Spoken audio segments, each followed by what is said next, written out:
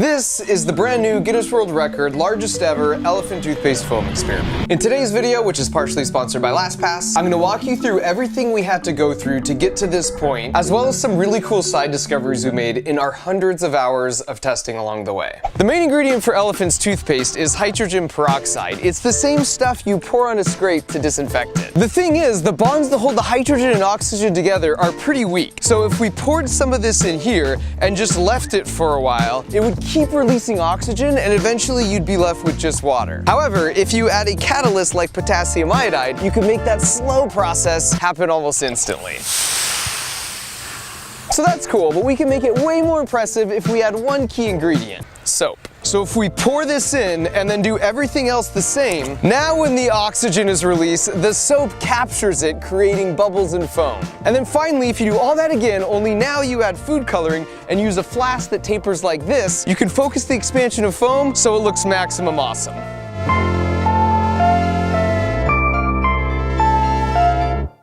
So in order to fill a pool with this stuff, I first got together with some friends and we spent literally hundreds of hours for a few weeks running experiments to calculate the best raw ingredient combinations, in addition to brainstorming other cool things we might do with it. And so before we attempted to shatter the current world record, we had an end of summer party with my son and a bunch of family friends where we wanted to share with them the coolest side discoveries from our research. But first, in true end of summer fashion, we had to knock out some slip and slide kickball.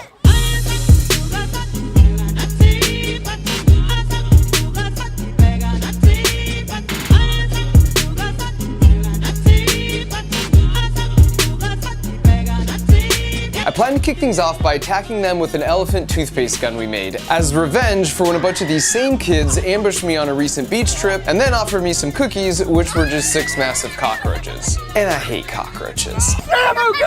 However, as part of our testing, we discovered the reaction is highly exothermic, which means it generates heat as a byproduct. If you watch it infrared, you'll see the temperature of the foam right after the reaction can reach almost 200 degrees Fahrenheit. So because I'm nice, I shelved my revenge plans and just demonstrated what would have been their fate and told them to sit and watch at a safe distance. And they listened. Sort of. And so now that we had their attention, it was showtime. 3, 2, 1, go!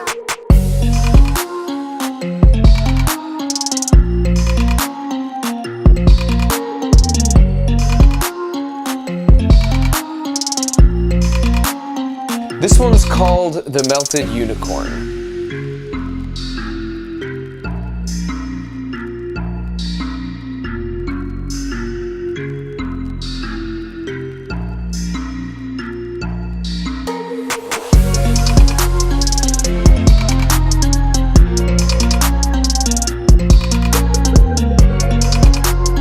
You might recognize Bob Flugfelder here, aka Science Bob. He's been on Jimmy Kimmel Live 11 more times than I have, and I invited him out to join me for a very specific reason, which I will address in a bit.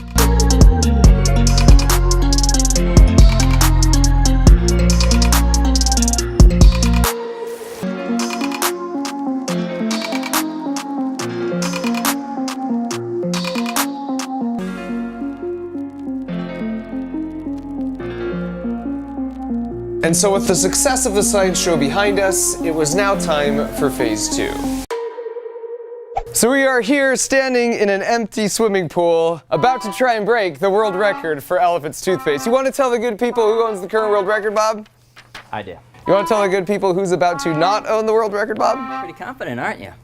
No, I'm not. Engineer. But if everything goes well, we're hoping to quadruple the amount of the current record which you hold. I'm not sure how much of like the trees and neighborhood we're going to cover in the process. Only time will tell. And chemistry, which I don't understand, but we'll see what we can come up with.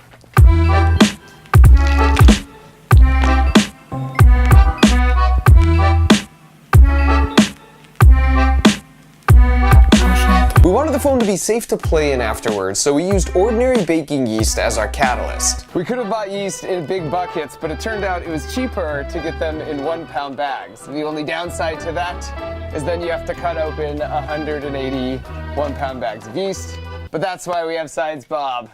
Come on out, they said. It'll be fun, they said.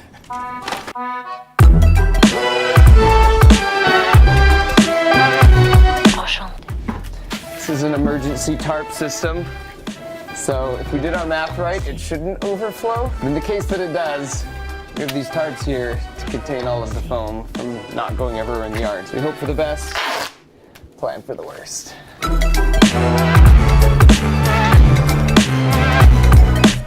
We built these 3 frames for the tarps that would contain the catalyst yeast solution. So when it was time to fill the pool, we could just cut the tarps and it would pour out. The same way we cut the tarp when we added the bigger Orbeez. I'm alive! And Kevin.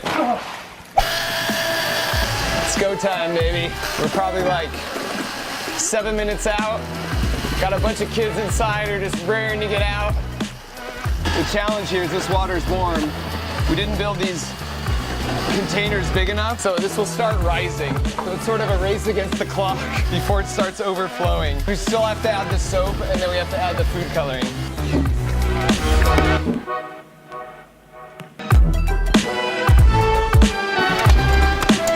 Oh, this looks terrifying as I stab this bloody thing. I think I'm about to get demonetized.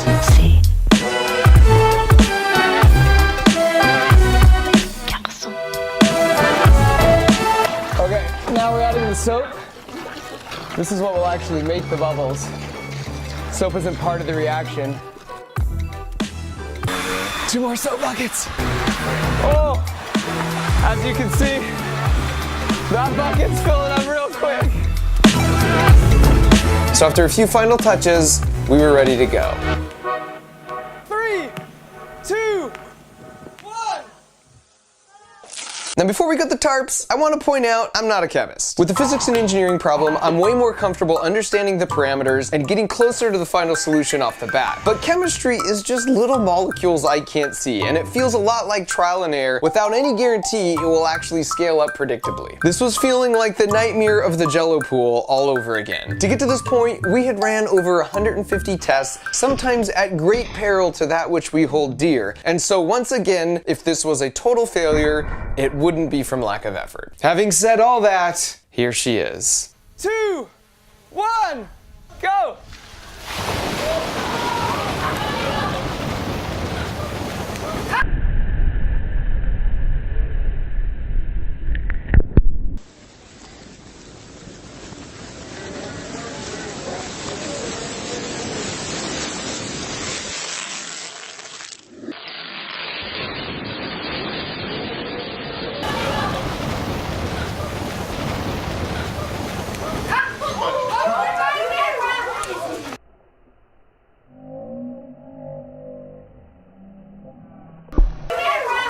So the good news is, we broke the record. The bad news is, we're kind of overachievers.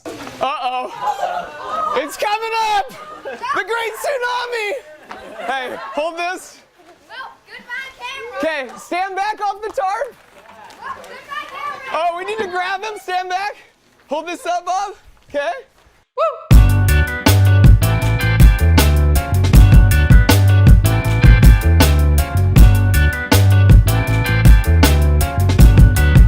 So while we pushed all the foam back into the pool, that gave it some time to cool down so we could actually touch it.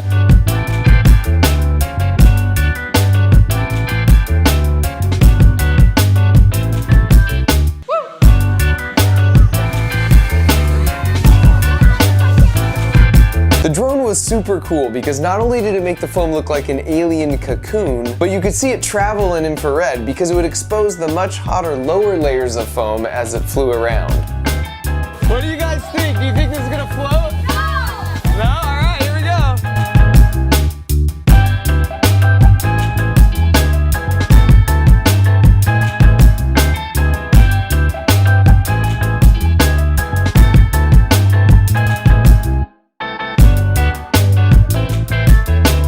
After all our tests, we perfected the chemistry for this stuff. So if you want to make a home version you can play with, check out Science Bob's website. I'll leave a link in the video description. Oh my god! That's so bad!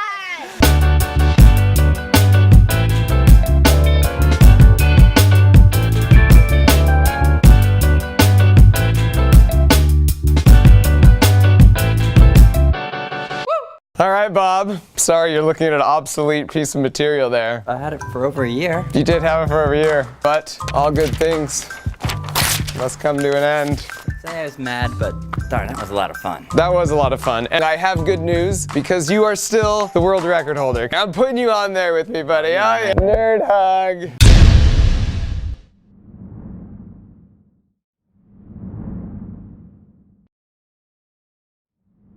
So much of our lives today revolve around apps and websites that require secure passwords. That's why for 7 years, I've been using LastPass, who also happen to be sponsoring this portion of the video. I've been a massive fan of what they do for so long because they free your brain from the burden of remembering all of your passwords. So you no longer need to store them using low-tech methods, or worse yet, in your own memory. It works on both desktop and mobile for both iOS and Android, and it's integrated into your phone, so it comes right up for any website or app, and it will automatically fill out both your username and password with no typing required. And you get unlimited password storage, and it syncs for free across all of your devices. Plus, it's super secure because your data is encrypted and decrypted at the device level. So even LastPass doesn't actually know what any of your passwords are. So if you're finally ready to give your brain a break from remembering all your passwords, click the link below to find out more about LastPass. Thanks for watching.